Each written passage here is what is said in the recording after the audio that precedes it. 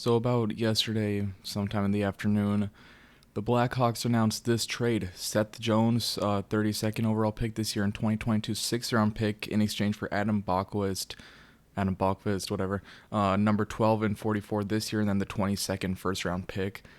But also, after trading that 44th pick to Columbus, let me pull up that detail, they immediately flipped that pick and just that pick, no players or anything, to Carolina for Jake Bean. And also, get this, the Blackhawks signed Seth Jones to a 8-year, $76 million extension, which is a 9.5 million cap hit per year. So let's talk about this trade. Oh wait, also actually I had one more thing to say before I go on and talking about this trade. Well, technically this is like me starting to talk about the trade, but there were sources, as you can see here, there are sources that reported that Seth Jones already told the Blue Jackets that he would only sign an extension with either Dallas or Chicago. And when the Dallas Stars dropped out, the Blue Jackets focused on the Blackhawks. This means Stan Bowman had all the leverage in this trade, and he still grossly overpaid for this trade. Okay, so if you're a Blackhawks fan or even a hockey fan in general, you remember last year, right before the season started, Stan Bowman wrote like an open letter to the fans saying that the team was rebuilding, retooling, and they were going to focus on like developing prospects and all.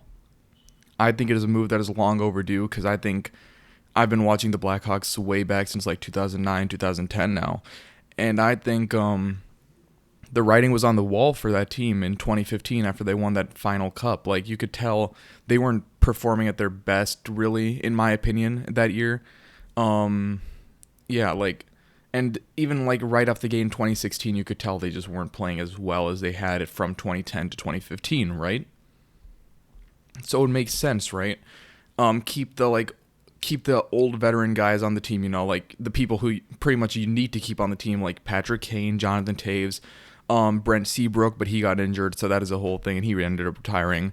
Duncan Keith, who they traded, because that makes sense, because Duncan Keith requested a trade, and after all he did for the Blackhawks, he's completely warranted to request a trade, right? I am happy that he's like getting to play where he wants near his family and everything, because his family doesn't live in Chicago, they still live in Canada, so I'm kind of getting off track here.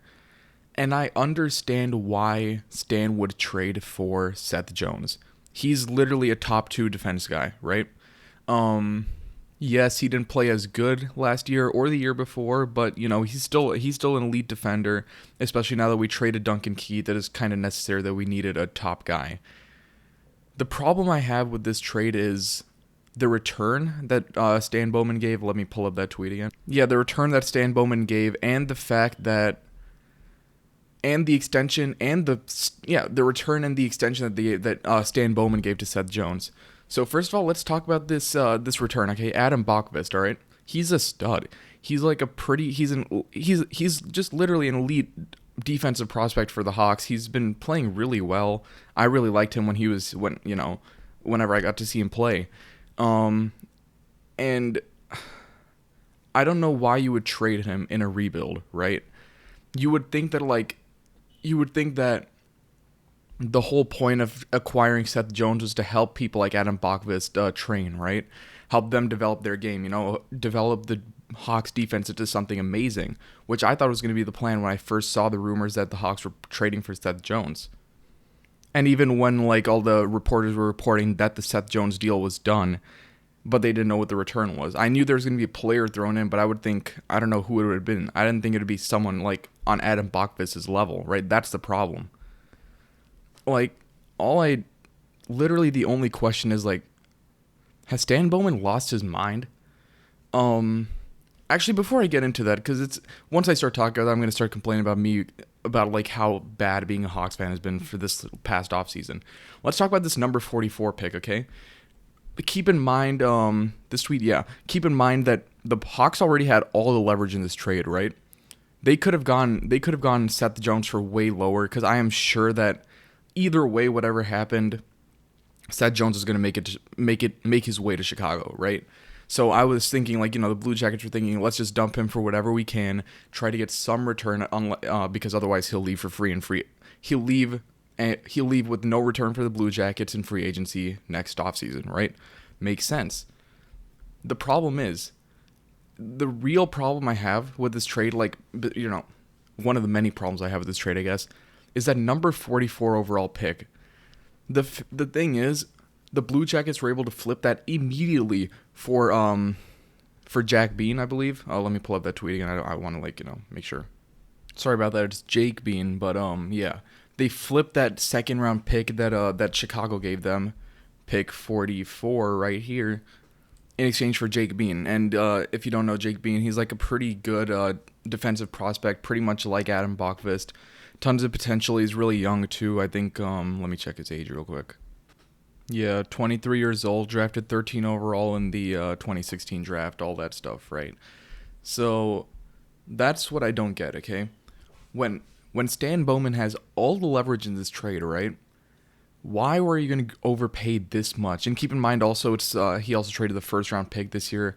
It's top 2 protected, I think, and then if it falls into top 2, then the Hawks get that pick, and then the Blue Jackets get the Hawks 2023 first round pick. So either way, I don't think. Apparently, I've been reading like next year's draft is going to be one of the deepest drafts the NHL has seen in a while. Why would you trade your pick away in that? Why would you trade your pick away in that draft if you're rebuilding? That's what I don't get. It's like Stan Bowman for some reason seems to is treating the Blackhawks like it's in a win now mode, like they're one piece away from winning the Stanley Cup again, when that's not even true. All this trade is going to do, it's just going to make the team slightly better, fall into that verge of like 8 seed, 7 seed, 8 seed, like good enough to make it into the playoffs, but not good enough to actually win a series or like actually make a deep run, right? Yeah, they can pull like a Montreal Canadiens this year, like what the Canadiens did this year, and make it to the Stanley Cup final. By the way, what they did in the draft is like completely, I'm like in shock. That's a different video. I might record it right now. You'll see. If I do, you'll see. Yeah. But I mean, that's what I don't get. Like, it's very possible that Stan Bowman could have kept Bokvist. Stan Bowman could have kept that 44th overall pick, and instead he could have traded it for Jake Bean, right? Because and he could have still gotten Seth Jones. Because from what I read, right, like this tweet, I think. From this tweet, right? All that tells me is the Blackhawks had all the leverage in these trade talks, and they still got fleeced. I don't know how that is possible. I don't know. Seriously, like 2010 to 2015 was such a good time to be a Hawks fan, and I guess like this is my payment for it now, because as a Chicago sports fan, you can never truly enjoy watching Chicago sports, right?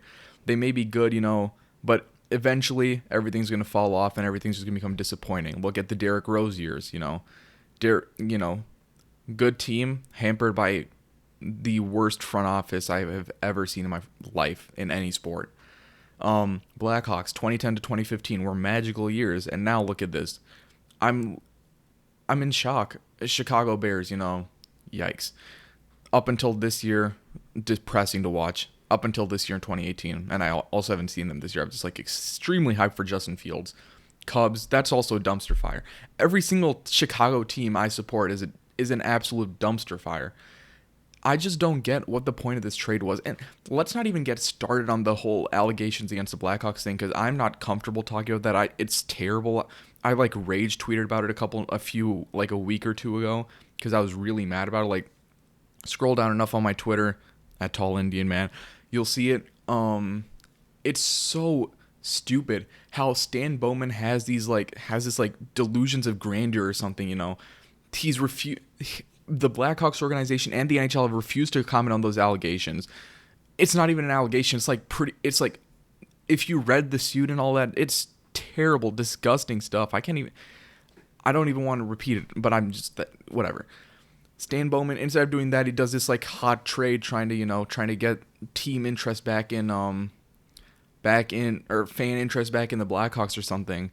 I hate being a fan of this team. And you know what? Sorry. I got sidetracked again. Let's talk about Seth Jones himself. He's a good defender, right? I mentioned before he's a top 2 defender in the league. He's pretty good. Again, I understand why the Blackhawks traded for him. Price is way too steep, but yeah, here we go. Problem is, he regressed quite a lot. He didn't play that well last year or the year before. I don't know if you can attribute that to like the weird schedule because the Blackhawks only, or the NHL only let teams play in their divisions this year, I think. So I don't know how much of that you can attribute to like whatever, right? You know what I'm trying to say? I don't know how much of that can be attributed to just the Blackhawks, or not the Blackhawks, like just the NHL's, and the pandemic, all that stuff. But the thing is, it's just the contract. It is like 8 years for 9.5 million, right? Way too steep for someone who Stan Bowman is hoping can return to form. I actually had Stan Bowman's tweet or quote from the trade earlier today up, so let me pull that up. Stan Bowman says acquiring Seth Jones has been on our wish list for years. It has seemed it was never a possibility until someone recently. Seth is the real deal. He's entering the prime of his career, changes the whole complexion of our team. He is not entering the prime of his career. He was very good 2 years ago, but he's fallen off a little recently, right? Yes, you can hope that he returns to form, but it's a big if. It's like I read something like I read a comment somewhere saying like Stan Bowman is hoping this move will make the Blackhawks better, and he's also hoping that one Taves comes back and returns to form immediately. Patrick Kane, DeBrincat, all our offense can actually sustain their level of offense they did. Kirby Dach comes back from his injury. I think this will be his first full season because he had that injury last year. Kirby Dach comes back from that injury 100%. All our draft picks develop. It's so many ifs just to justify this one trade, making the team better.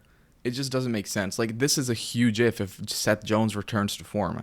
I think it's possible, but really, honestly, if we're being serious, it's really on brand with a lot of the moves that are made in this offseason too. It is a lot of GMs panic trading, and then in the hopes that the player that they traded for returns to the form they were once at. It's just a bad idea. I don't get it. It's just a terrible move. I'm happy of the idea of having Seth Jones here, but looking at it realistically, with the price that the Hawks paid for him, with the haul that they gave Columbus, way too much. I don't even know what to say. I think I read something that Seth Jones is now taking up a ninth of the Hawks cap space, and this is going to be for the next 8 years. And half or a fourth of the cap space is taken up by something like that. Let me pull it up actually. Yeah, I can't find it, but it's pretty much Patrick Kane, Jonathan Taves, Alex DeBrincat, and Seth Jones now are taking up a majority of the Hawks cap space. Terrible.